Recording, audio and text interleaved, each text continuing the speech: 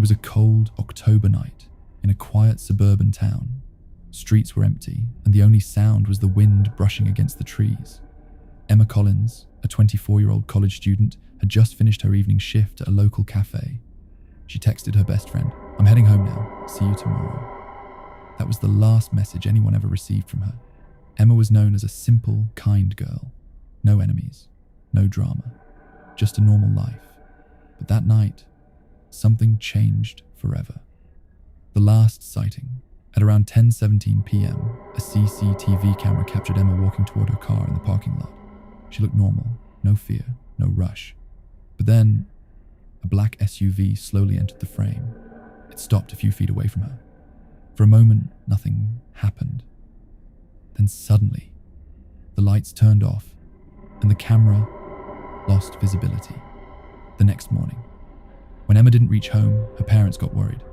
By morning, her phone was switched off, her car still parked at the cafe, driver door slightly open, and her bag still inside. Police were called immediately. At first, they thought, maybe it's just a missing person case, but one officer said something chilling. "Yeah, sin normal nahi lag raha." The first clue. Near the car, investigators found something strange. A broken bracelet. It belonged to Emma, and there were faint scratch marks on the car door, as if she tried to fight back. The dark turn. That same evening, police checked nearby CCTV footage again, this time enhanced version. They noticed something disturbing. The black SUV. It didn't just stop. A man stepped out, tall, hooded, face hidden. He walked straight toward Emma. And then, the footage cuts. No scream, no struggle visible. Just silence. A mysterious call. That night, Emma's father received a call from an unknown number. A deep voice said, "Stop looking for her, or you'll regret it." Call disconnected. No trace. At that moment, this was no longer a missing case. This was a kidnapping, and possibly a murder. Ending of part 1. Police had no suspect, no clear face, no location. Only one question remained. Why Emma? And more importantly, was she still alive? The search in the woods police fully focused on the forest road where Ethan's last signal was recorded. Search teams, dogs, and volunteers were all deployed. But for the first 48 hours, nothing was found. No clue, no trace. A small break in the case. On the third day, a search dog suddenly stopped at one spot. It kept circling the same area, sniffing intensely. The ground looked slightly disturbed, like it had been recently dug. Police immediately started digging. Truth beneath the ground. After a short while, they found a piece of cloth. Then silence.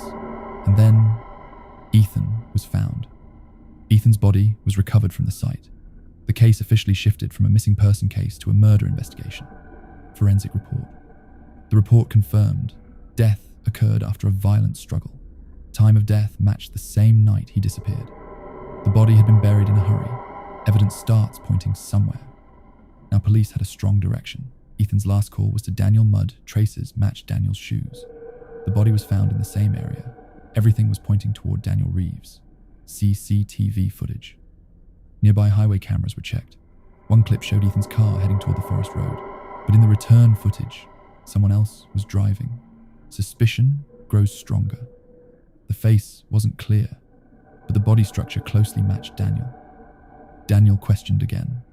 Police brought Daniel in for a second interrogation. This time, the atmosphere was completely different. The pressure was much higher. Breakdown. After a long silence, Daniel finally spoke. "I can explain everything, but it was an accident." His version of events, Daniel claimed.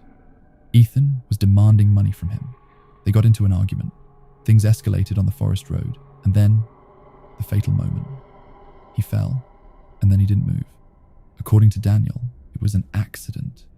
Panic reaction. Daniel said he panicked. He buried the body, moved the car from the scene, and tried to act normal afterward. But police had doubts. The forensic report said otherwise. The injuries did not match a simple fall. There were multiple impacts. The story didn't fully add up. Arrest. Daniel Reeves was arrested. Charge. The trial begins. Months later, the case went to court. The courtroom was packed. Media, police, and Ethan's family were all present. Daniel stood in the dock, silent and nervous. The prosecution's case. The prosecutor stated clearly, this was not an accident. This was murder. Evidence was presented. CCTV footage, burial site in the woods. Mud evidence. Daniel's inconsistent statements. Phone data recovery forensics recovered deleted data from Ethan's phone and discovered something shocking. Messages. Messages between Ethan and Daniel showed a financial dispute, increasing tension, repeated pressure. Ethan had written, "Return my money, or I will expose everything." Expose everything. The courtroom was confused. What exactly did Ethan know? Motive becomes clear. Investigation revealed Daniel was involved in illegal side activities. Ethan had discovered the truth. Now the motive was clear. Defense argument. Daniel's lawyer argued it was self-defense. The situation got out of control. Witness testimony. A local witness stated they heard a loud argument near the forest road that night. Then suddenly, silence. Final forensic statement.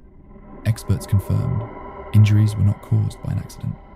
There were signs of repeated force verdict. The judge delivered the final decision. Daniel Reeves was found guilty of murder. Sentence life imprisonment. Final scene, Ethan's mother broke down in court. Daniel stood silently. And the case was officially closed. An anonymous package. A few months after the case was closed, the police station received an anonymous package. No name, no return address. Inside it was a single USB drive.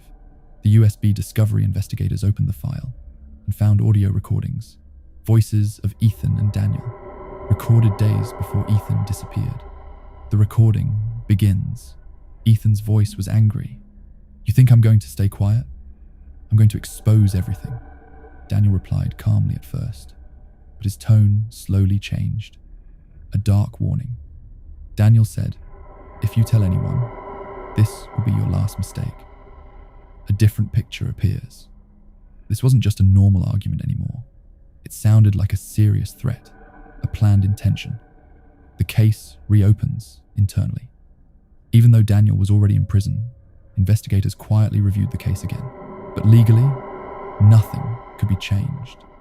The case was officially closed. A bigger question. The biggest mystery remained. Who sent the USB? No one came forward. No evidence of the sender was found. Theories begin. People started questioning the story again. Was Daniel really alone? Was someone else involved? Did someone help cover things up? But there was no proof. Only speculation. Ethan's family.